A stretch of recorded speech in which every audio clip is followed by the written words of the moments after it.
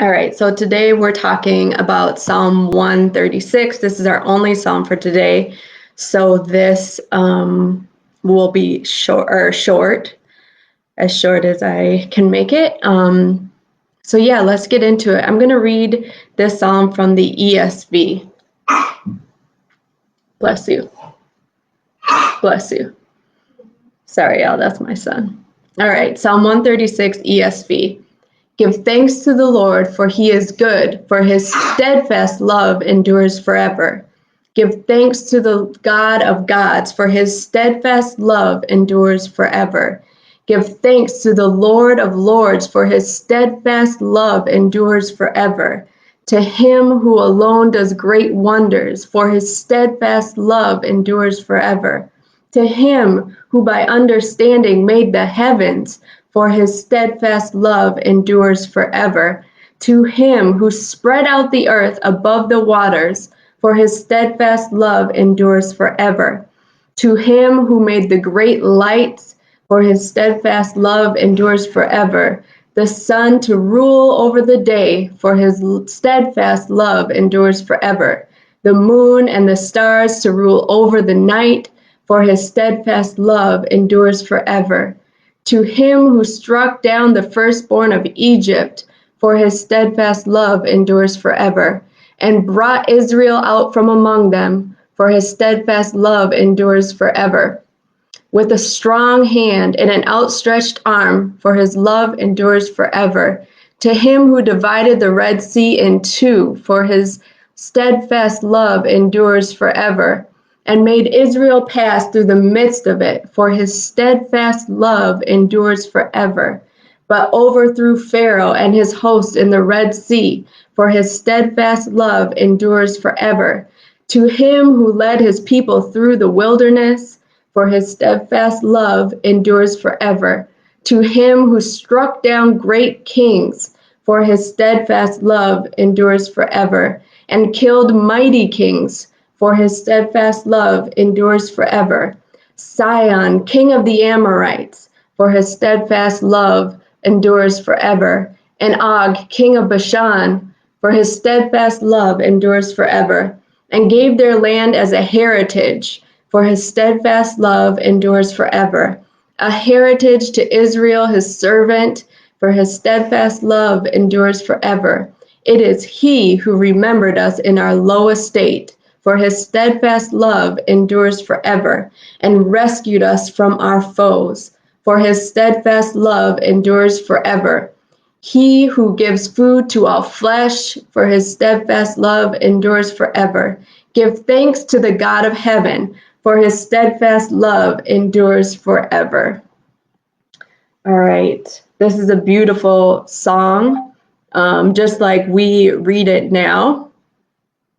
This psalm would have been set up for a chorus or for someone to recite, and then the audience, the congregation would repeat, for his steadfast love endures forever. So it's set up in the original, just like we would actually read it now.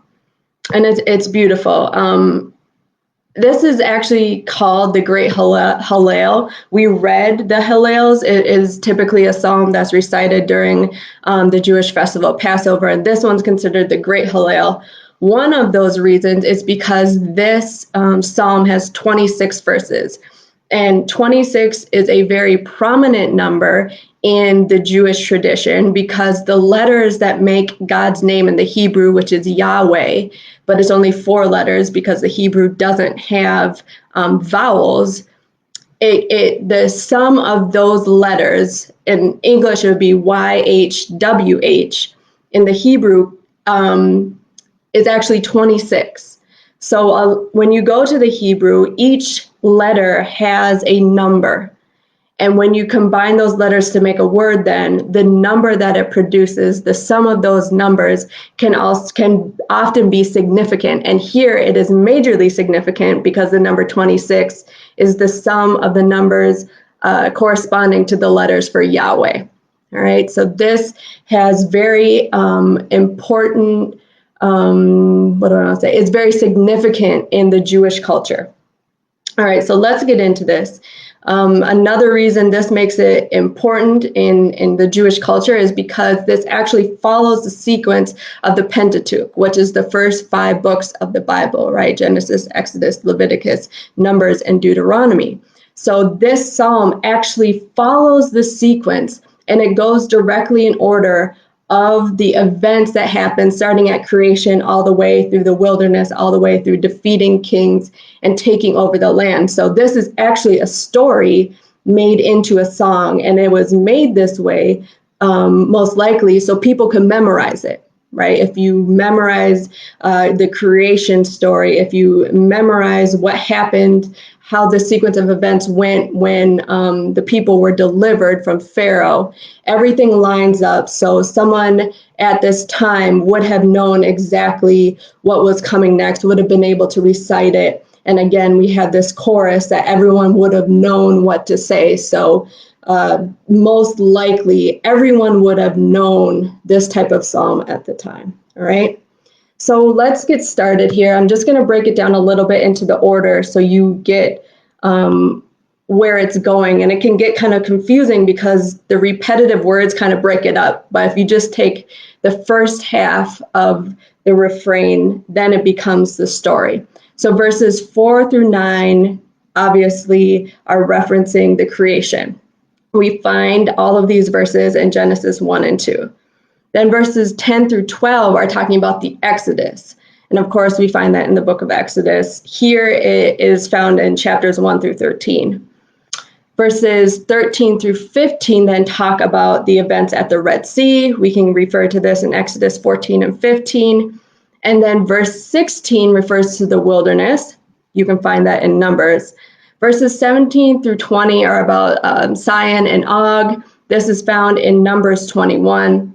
Sihon was the king of the Amorites, and he would not let the Israelites pass through the land. What ended up happening is they ended up going into battle, and the Israelites won and took over his land. And the same with Og. He was the king of Bashan, and again, they would not let the Israelites pass through.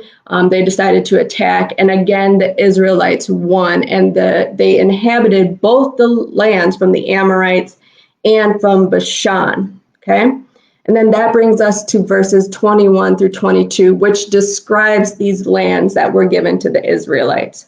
This psalm finishes basically with God's faithfulness, with his salvation and provision to his people.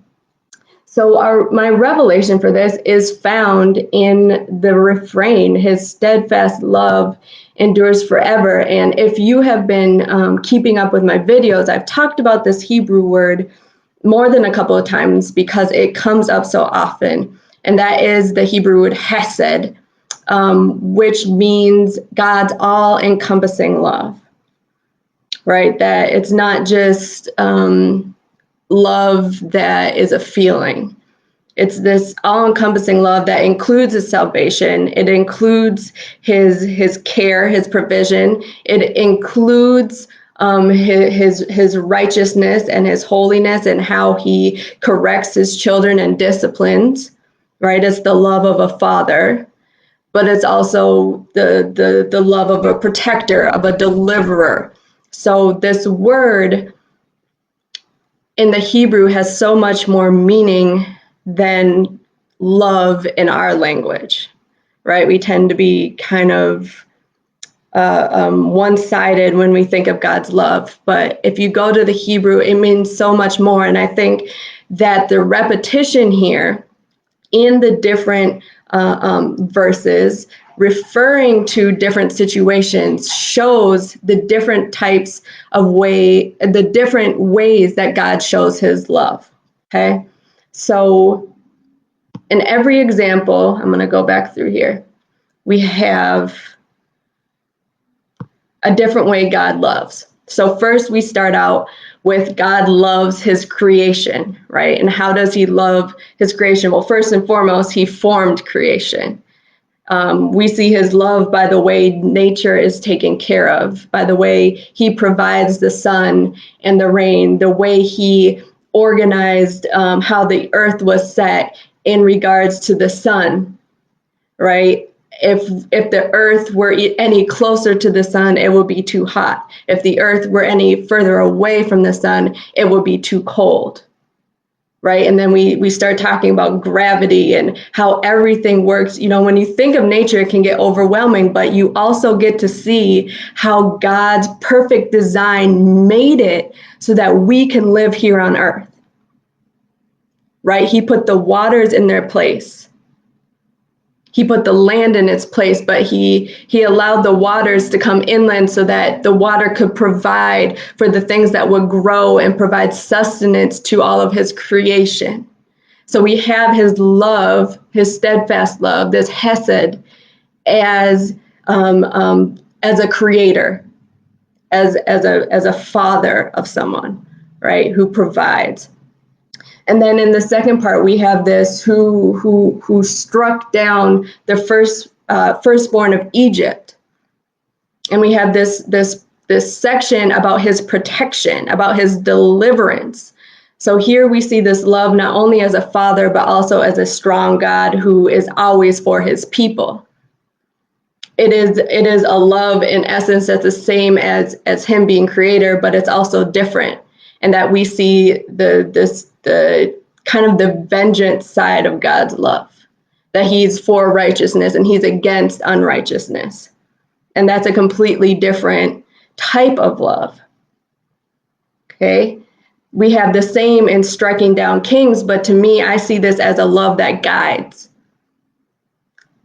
So the love that guides is one that will show you the way to go and then will remove the stumbling blocks when you get to that point. Right? And then we have the people entering into their land. So we have God's love, which provides, God's love, which is full of grace and overflow, and the love that comes from an integrity that God has, that what he says must come to pass. And there must be some sort of love there for him to say something, for him to give promises, knowing that he'll keep it. And then again, he talks about who he gives food to all flesh, and he rescues. So this is that tender, loving care love. So each verse in here, you can take apart and look at God's love from that point of view. But we have to kind of come out of it as a story and more into it as an example of how God keeps us, of how God leads us, of how God creates us. And those things coming together create a picture of his all-encompassing love. So, you know, when I think about his deliverance and his salvation and in his provision and even in his creation of us as humans, it becomes harder and harder to kind of put it into words, right? We start to see that we really can't grasp the goodness of his love. And I think that's what makes this psalm so beautiful. Repetitive, but beautiful. I was watching a video of someone singing this and the congregation repeating it, and it was beautiful. But like I said before, you can kind of get lost in the repetition of it. But at the end, you have repeated so many times how great God's love is that you can't not read this and feel loved and feel good and just have this like sense of awe of who God is. So what I like to do for certain psalms like this is put myself in the psalm. So you can make your own Psalm 136 by just listing out all of the things he's done for you from the time you were conceived, even before that, because we know that he knew us before we were conceived, all the way into today. And you would have all of these different examples of how God has shown his love for you, his all-encompassing love. At one point, he was probably loving you as a father and disciplining you, right? But his steadfast love endures forever. And he rescued you out of situations. His steadfast love endures forever. He gave you the provision to get through a time when you weren't sure what you were doing. He led you, he guided you. His steadfast love endures forever. So the second part of my revelation for today is to add a personal twist to this. Reread it and just start from the beginning of your life. All of the things that you've heard about who you were when you were a child, and even, you know, if you have those memories of like falling or doing something and you know that God's hand was on your life at that moment, that these are the types of things that can go into a psalm like this, and this is how you make it personal. This is how his steadfast love endures forever becomes less of a refrain and more of a declaration in your life. All right, so that's all I have today. You know, like I said, go back through this psalm, make it your own. It is beautiful. If y'all want to make up a song to it, that's cool too. It kind of has that, gives that urge to just make it into a little song. But yeah, so like I said before, we're almost done with this journey, y'all. And it's amazing. So I just encourage you to hold on for these last 10 days. We only have one psalm a day now for the next for the next week, so it should go quickly. I thank you all again for continuing to follow me, for continuing to read and just get in here, dive in, and get all you can out of it. So I will be back tomorrow with another video, and then we're going to keep going until the end here. No more rest, just straightforward. All right, if you have any questions or comments, please let me know. I will look back through the replay as well. So I hope you all have a great Thursday. And yeah, I hope you have a great weekend as well. Happy Father's Day to all the fathers out there. And happy Juneteenth tomorrow. I hope you all are finding time to celebrate that as well. All right, I love you all, and I will talk to you later. Bye.